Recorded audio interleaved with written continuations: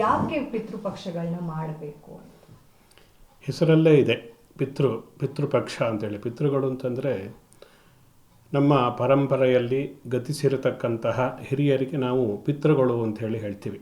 ಅವರು ಸ್ತ್ರೀಯರಾಗಿರ್ಬೋದು ಅಥವಾ ಪುರುಷರಾಗಿರ್ಬೋದು. ಮಾತಾಚ ಪಿತಾಚ ಪಿತರಹ ಅಂಥೇಳಿ ನಿರ್ವಚನ ಇದೆ. ಅಂದರೆ ಹೆಂಗಸರಾಗಲಿ ಗಂಡಸರಾಗಲಿ ಯಾರೇ ಆದರೂ ಕೂಡ ಗತಿಸಿದ ನಂತರ, ಮರಣ ಹೊಂದಿದ ನಂತರದಲ್ಲಿ ಅವರು ಆ ಪಿತೃಲೋಕವನ್ನು ಸೇರುವುದರಿಂದ ಪಿತೃಗಳು ಅಂಥೇಳಿ ನಾವು ಅವರಿಗೆ ಹೇಳ್ತೀವಿ. ಆ ಪಿತೃಗಳ ಒಂದು ಆರಾಧನೆಗೆ ವಿಶೇಷವಾಗಿ ಮೀಸಲಾಗಿರತಕ್ಕಂತಹ ಒಂದು ಸಮಯ ಅಂತಂದರೆ ಅದು ಭಾದ್ರಪದ ಮಾಸದ ಕೃಷ್ಣ ಪಕ್ಷದ 15 ದಿವಸಗಳು. ಪಕ್ಷ ಅಂತಂದರೆ 15 ದಿವಸ, ಶುಕ್ಲ ಪಕ್ಷ ಮತ್ತು ಕೃಷ್ಣ ಪಕ್ಷ ಅಂತ ಹೇಳಿ ನಾವು ಹೇಳ್ತೀವಿ. ಅದರಲ್ಲಿ ಕೃಷ್ಣ ಪಕ್ಷ ಭಾದ್ರಪದ ಮಾಸದಲ್ಲಿ ಬರತಕ್ಕಂಥದ್ದು ಸಂಪೂರ್ಣವಾಗಿ 15 ದಿವಸ ಪಿತೃಗಳಿಗೆ, ಅಂದರೆ ಗತಿಸಿರತಕ್ಕಂಥವರಿಗೆ ನಾವು ಮಾಡತಕ್ಕಂತಹ ಏನು ಶ್ರಾದ್ದ ಅಂತೇಳಿ ಹೇಳ್ತಾರೆ, ತಿಥಿ ಅಂತೇಳಿ ಹೇಳ್ತಾರೆ, ತದ್ದಿನ ಅಂತೇಳಿ ಹೇಳ್ತಾರೆ. ಇದಕ್ಕೆ ಬೇರೆ ಬೇರೆ ಹೆಸರುಗಳಿಂದ ಕರೀತಾರೆ ಅವರವರ ಸಂಪ್ರದಾಯಕ್ಕೆ ಅನುಸಾರವಾಗಿ.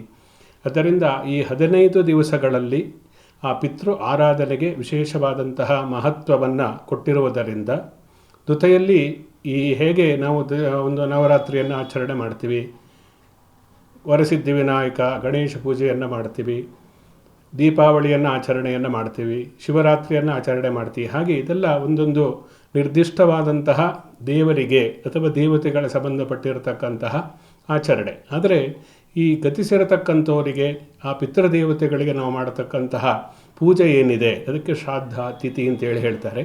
ಅದಕ್ಕೆ ಮೀಸಲಾಗಿರತಕ್ಕಂತಹ ಒಂದು ಸಮಯ ಅಂತಂದರೆ ಈ ಭಾದ್ರಪದ ಮಾಸದ ಕೃಷ್ಣ ಪಕ್ಷದ ಪಾಡ್ಯದಿಂದ ಹಿಡಿದು ಮಹಾಲಯ ಅಮಾವಾಸ್ಯೆ ಅಂತೇಳಿ ಹೇಳ್ತಾರೆ. 15 ದಿವಸಗಳಿಗೆ ಮೀಸಲಾಗಿ ಶಾಸ್ತ್ರದಲ್ಲಿ ಇಟ್ಟಿದ್ದಾರೆ. ಆದ್ದರಿಂದ ಈ 15 ದಿವಸವೂ ಕೂಡ ಪಿತೃ ಆರಾಧನೆಗೆ, ಅಂದರೆ ಅವರವರ ಸಂಪ್ರದಾಯಕ್ಕೆ, ಅವರ ಕುಲ ಮನೆತನ, ಅವರ ಮನೆಯಲ್ಲಿ ಯಾವ ಸಂಪ್ರದಾಯ ಹಿಂದಿನಿಂದ ನಡೆದುಕೊಂಡು ಬಂದಿದೆಯೋ ಅದಕ್ಕನುಸಾರವಾಗಿ ಅವರು ಅದನ್ನು ಮಾಡಬೇಕಾಗತ್ತೆ.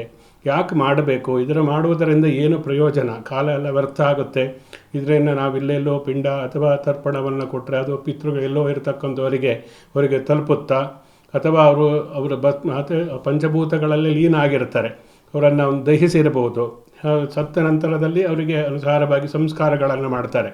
ಆ ದೇಹವೇ ಇರುವುದಿಲ್ವಲ್ಲ, ಯಾರಿಗೆ ನಾವು ಮಾಡಬೇಕು, ಅದರಿಂದ ಏನು ಪ್ರಯೋಜನ, ಹೀಗಿದ್ದೆಲ್ಲ ಕೆಲವು ಪ್ರಶ್ನೆಗಳು ಅಥವಾ ಗೊಂದಲಗಳು ಇದ್ದೇ ಇರುತ್ತೆ.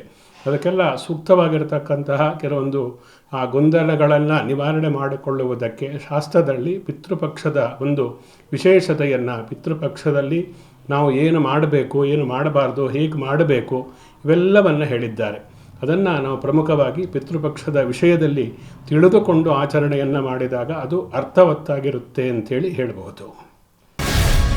ಗ್ಯಾರಂಟಿ ನ್ಯೂಸ್, ಸುದ್ದಿ ಖಚಿತ, ನ್ಯಾಯ ನಿಶ್ಚಿತ.